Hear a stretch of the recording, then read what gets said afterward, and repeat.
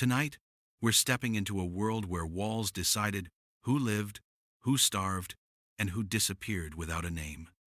As long as people have built walls, other people have shown up with ideas for how to break them. And in the ancient world, the first big idea was not elegant. It was not clever. It was just heavy. The battering ram, pure stubborn violence. The earliest battering rams were basically handheld. Imagine a squad of soldiers hauling a thick tree trunk, stepping forward as a group and slamming it into a gate like a pack of furious lumberjacks who took it personally, over and over. No finesse. Just brute force, splinters, sweat, and screaming. But engineers didn't stop there. They realized pretty quickly that if you mounted that ram inside a wheeled frame, often with a roof, you could keep the crew alive long enough to actually finish the job. That roof mattered, because defenders weren't exactly polite. They would rain arrows, drop rocks, and pour hot liquids down on anyone trying to work the front door. The Assyrians, who were basically the masters of siege intimidation, took rams and turned them into a traveling nightmare. Their relief carvings, especially from places like Nineveh, show siege engines rolling towards city gates with iron tips, like slow-moving gods of destruction. And they weren't only smashing gates. Rams could be aimed at weak spots in walls, watchtowers, and gatehouses, anything that could crack if you hit it long enough. The Greeks refined the concept. The Romans, as usual, looked at it and said, "Great, let's make it bigger, heavier, and more terrifying." Roman engineers built enormous rams ares in Latin, often suspended by ropes or chains inside huge protective shelters. Some were so large they needed dozens of men operating in sync. And when that beam swung in rhythm, people described it like thunder rolling across stone. But even the dumb weapons needed skill. A battering ram only worked if the crew kept momentum, protected the engine from fire and projectiles, and didn't panic when the defenders tried to ruin their day with gravity and burning things. If the ram stalled, the attackers became targets. But if the ram kept moving, it was basically unstoppable. Wood, muscle, and physics versus stone and pride. If rams were the brute, catapults were the tactician. Catapults changed siege warfare because they made it possible to kill and destroy from a distance. This wasn't just a new weapon, it was the birth of early artillery. Suddenly, a city didn't only have to worry about what hit the gate, it had to worry about what could drop into the courtyard from the sky.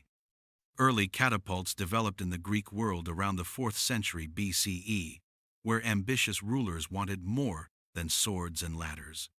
One famous example often connected to this leap is Dionysius I of Syracuse, who invested in cutting-edge siege tech, including torsion-powered machines.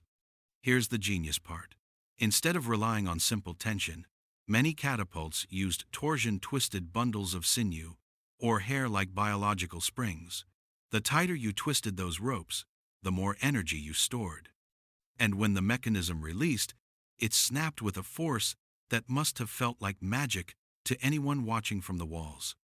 Different designs evolved fast.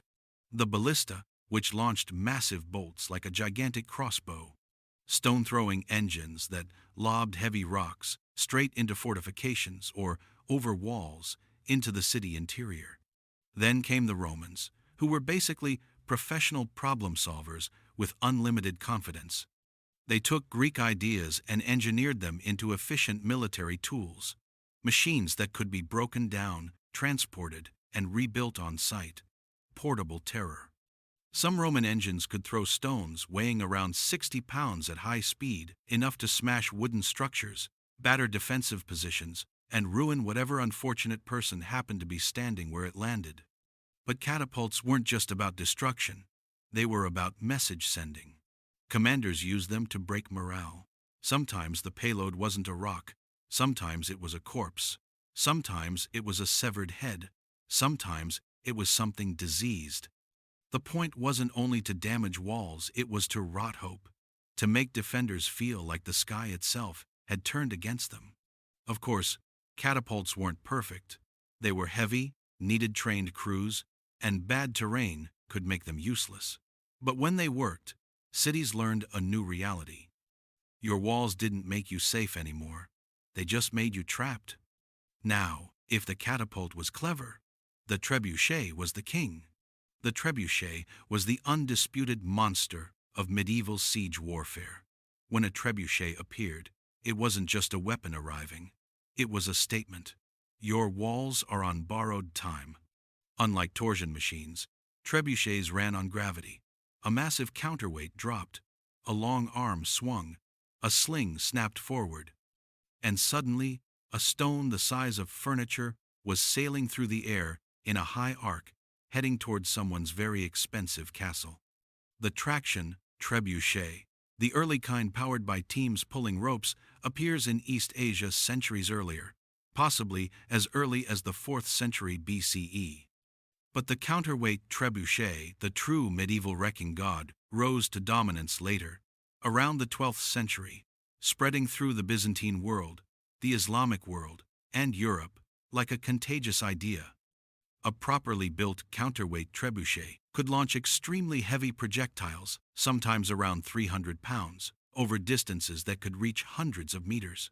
And the terrifying part wasn't only the impact. It was the control. Trebuchets weren't just smashing walls. They could lob shots over walls, into courtyards, supply zones, barracks, wherever the defenders thought they were safe. And they didn't just throw stone. Trebuchets hurled whatever made the biggest mess: burning materials, dead animals, blinding lime, insults wrapped around rocks, sometimes even messages. There's a famous story from Scotland at Stirling Castle about the trebuchet, nicknamed Warwolf. The legend goes that the defenders offered to surrender before it even fired because they'd seen what it could do. But the king refused to accept the surrender until he got to test the machine. That's not just cruelty, that's a demonstration. Siege warfare as theater. The trebuchet wasn't fast. It took time to build, skilled engineers to maintain, and minutes per shot. But nobody matched its range, power, and psychological horror. It was a slow-motion hammer from the heavens. Siege towers were coming over the wall. While trebuchets punished you from afar and rams smashed at your doors, siege towers were the opposite. They brought the fight to your face. A siege tower was basically a rolling wooden skyscraper, often wrapped in wet hides to resist fire, packed with archers and troops on multiple levels. It was like a mobile fortress with one purpose: to let attackers step onto your walls like they belonged there. The idea was brutally simple. Walls only work if your enemy can't get over them. Siege towers made walls irrelevant by matching their height, then dropping a gangplank straight onto the battlements. The Assyrians were early adopters, but later Greek and Hellenistic warfare pushed siege towers into extremes. During the Siege of Rhodes in 305 BCE, Demetrius built the legendary Helepolis, the taker of cities, a multi-story tower, armored, armed, enormous, and so ambitious it famously struggled with its own weight and practicality. But the message was clear. Some armies didn't just want to win, they wanted to terrify. Siege towers weren't invincible. They were slow. Mud could stop them. Ditches and uneven ground could trap them. Defenders tried everything: fire, rocks, sabotaging terrain, building secondary inner walls, flooding moats, anything to prevent that tower from getting close. Because if the tower reached the wall and the ramp dropped, you weren't defending a gate anymore. You were fighting hand-to-hand hell, right on top of your own fortifications. Tunneling and sapping. The quiet horror underground. Not all siege terror creaked on wheels. Some of it happened in silence. Underground. Sapping, tunneling beneath walls was the dark art of winning by removing the ground your enemy stood on. The technique was horrifying and smart. Dig a tunnel under the wall. prop it up with wooden beams, then set those supports on fire. Once the supports burned away, the tunnel collapsed, and the wall above followed. One moment your city looks strong, the next, a section of wall drops like it was made of sand. This technique existed in ancient warfare and became refined over centuries. And defenders didn't just sit there hoping it wouldn't happen. They fought back, with countermining digging their own tunnels to intercept enemy sappers. Picture this: men underground, in the dark, listening for the faint tapping of enemy tools.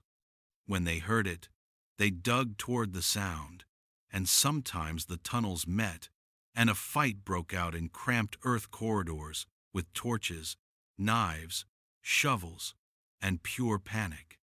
No glory, just dirt, fear, suffocation, and when undermining worked, the results were catastrophic. A famously brutal example is the siege of Rochester Castle in England in 1215, where attackers undermined a wall and used a huge fire, sometimes described in sources as fueled with animal fat, to collapse the supports, bringing down a major defensive structure.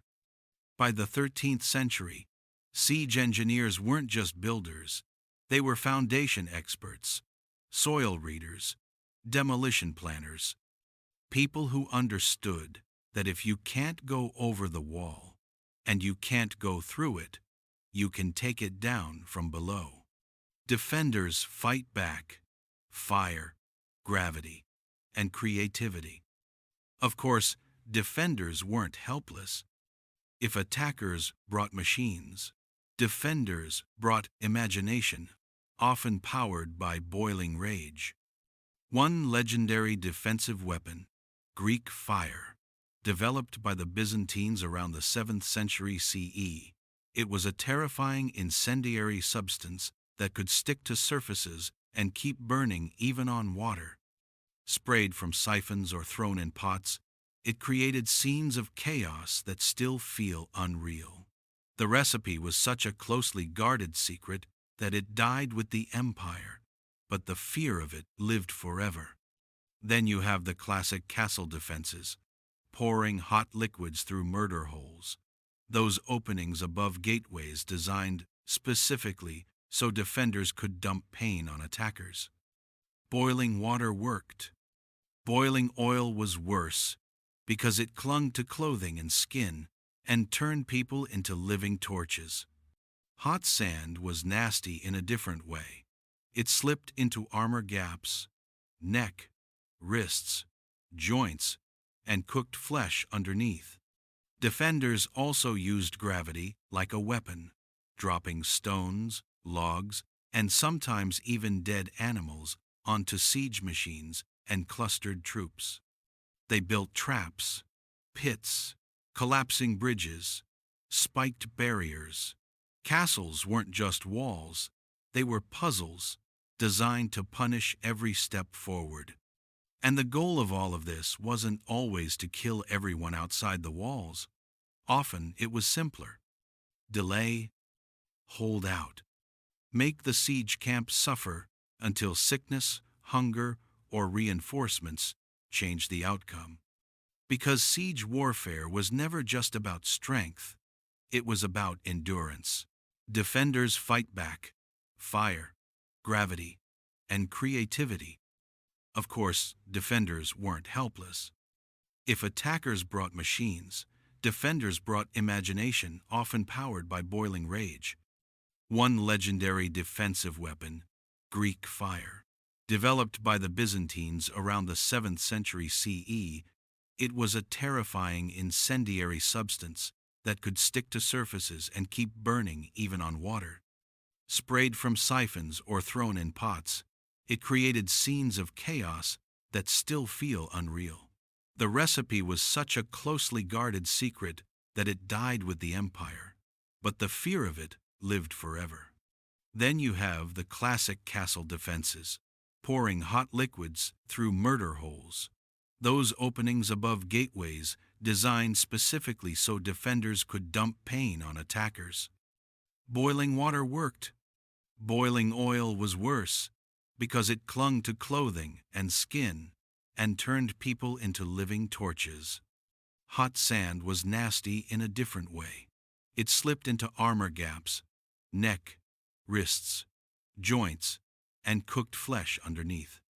Defenders also used gravity like a weapon, dropping stones, logs, and sometimes even dead animals onto siege machines and clustered troops.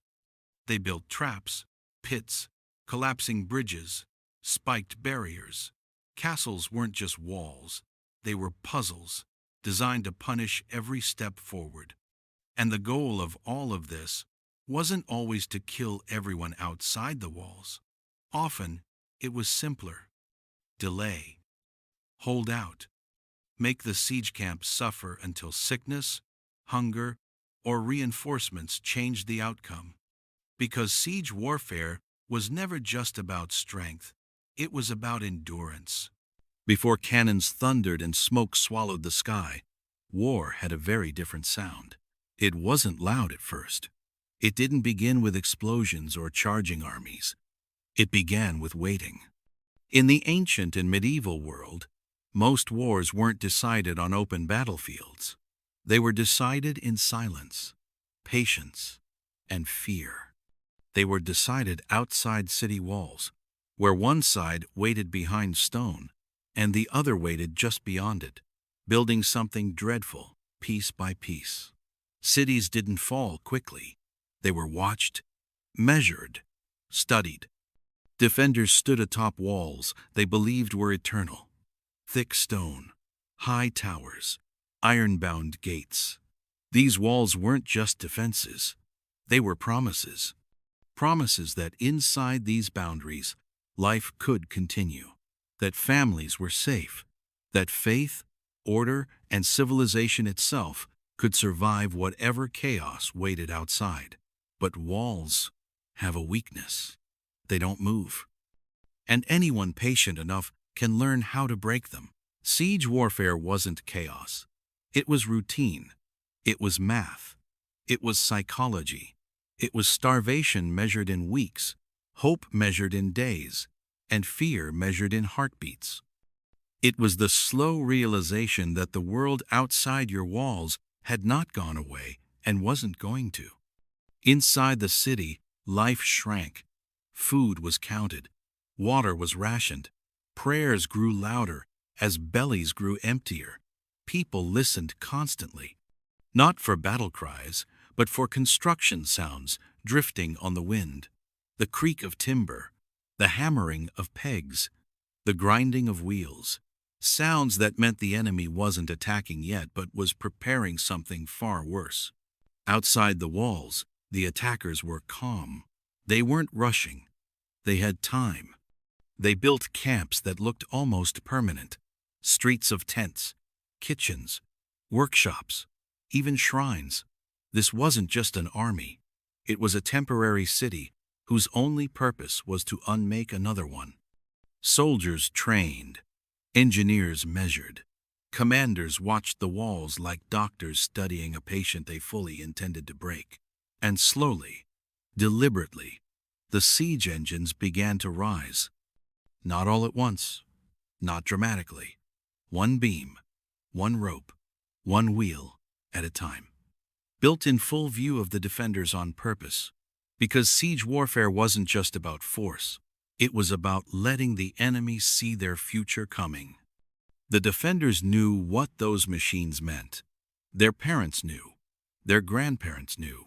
Entire civilizations had learned the same lesson the hard way. Walls do not fail suddenly. They fail after you've watched them being challenged for days, weeks, sometimes months. And the worst part wasn't the waiting. It was the moment you realized the enemy didn't need to rush.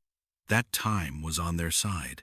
That your walls, once symbols of safety, had turned into a prison, keeping you exactly where the siege wanted you. Every siege followed the same silent question. How long can you hold?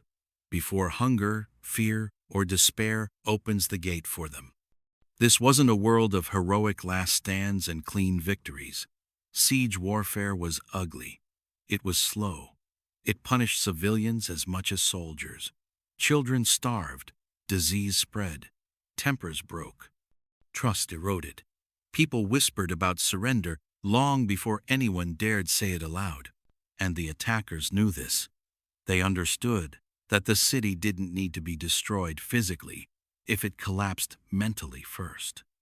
That's why siege warfare evolved not just into a contest of strength, but into a contest of endurance, a psychological game where the attacker asked only one thing of the defender: how long can you suffer?